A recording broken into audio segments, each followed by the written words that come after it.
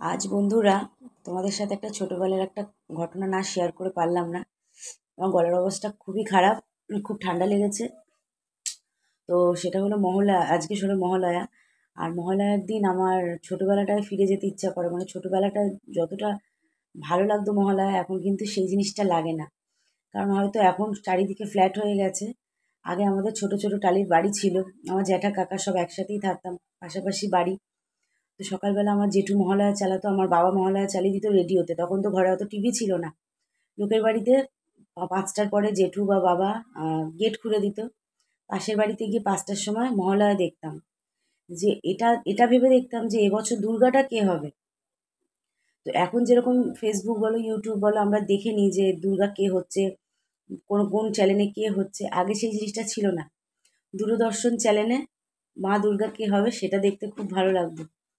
তারপরে মহালয়া শুনতাম, মহালয়া শোনার বাবা কী করতো, মহালয়ার আগের দিন রাত্রিবেলা প্রচুর রকম বিস্কুট নিয়ে আসতো। প্রজাপতি বিস্কুট, খাস্তা বিস্কুট, তারপরে চৌকো চৌকো সুজি থাকে ভেতরে, চারকোনা মোড়া ওরকম বিস্কুট, পটল বিস্কুট, মানে নানান রকম বিস্কুট, ৭-৮খানা বিস্কিট থাকতো, তার সাথে নিমকি থাকতো। আর মা সকালবেলা দুধ চা বানাতো ওই ভোরবেলা ৪টের সময়। আমরা ভাই বোনদের তাড়াতাড়ি করে তুলে দিত, আমার বাবা স্নান করে ঘরে ধূপ টুপ দিত। আর ওই রেডিওতে মহালয়া শুনতাম আর বসে বসে চা বিস্কুট খেতাম। তখন মহালয়ার এত মুহূর্তটা বুঝতাম না, কিন্তু ওই যে একটা বছর অপেক্ষা করে থাকতাম ওই মহালয়ার দিন। তারপরে তো মহালয়া শুনে টুনে ভোর ৫টা, সাড়ে ৫টা বোধহয় মহালয়া শেষ হলো। তারপর পাশের বাড়ি গিয়ে টিভি দেখতাম। আবার এক এক সময়, আর প্রত্যেক বছর একটা জিনিস, মহালয়া প্রচুর বৃষ্টি হয়, এখনো হয়ে যাচ্ছে সকালের দিকে। তারপরে মহালয়া শেষ করে আমি, আমার খুড়তুতো জ্যাঠাতো বোনরা, আমার নিজের বোনরা মিলে আমাদের পাশে সব শিউলি গাছ ছিল, শিউলি গাছ থেকে ফুল তুলে আনতাম ওই ভোরবেলা। মা বাবা বলতো, না এত ভোরবেলা যাস না, এত ভোরবেলা যাস না। তো আমরা গিয়ে ফুল তুলতাম। ফুল তুলে এনে ঘরে দিয়ে, আমাদের ওখানে ৯৫ পল্লী দুর্গা পুজো হয়, দুর্গা পুজোয় যেতাম। দুর্গা পুজোয় যেতাম বলতে কি, দুর্গা পুজোর প্যান্ডেলে যেতাম।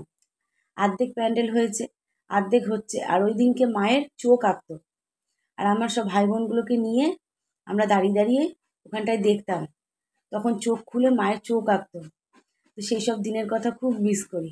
আর তারপরে কী করতাম, সামনে বাজারে পরোটা দোকান বা লুচির দোকান, ওখান থেকে পরোটা লুচি টুচি কিনে খেতাম। খাওয়া দাওয়া করে, আর এবারে তো স্কুল নেই, খুব ঘুম পেতো, ঘুমিয়ে পড়তাম। ঘুম থেকে উঠতাম হয়তো ১২টা ১টা, মা ডাকতো যে ওঠ এবারে খেয়ে নে। ওই খাওয়ার টাইমে উঠতাম। ছোটোবেলার দিনগুলো সত্যি ফিরে পেতে ইচ্ছা করে। তো আমি আমার ছোটোবেলার কথাটা তোমাদের শেয়ার করলাম।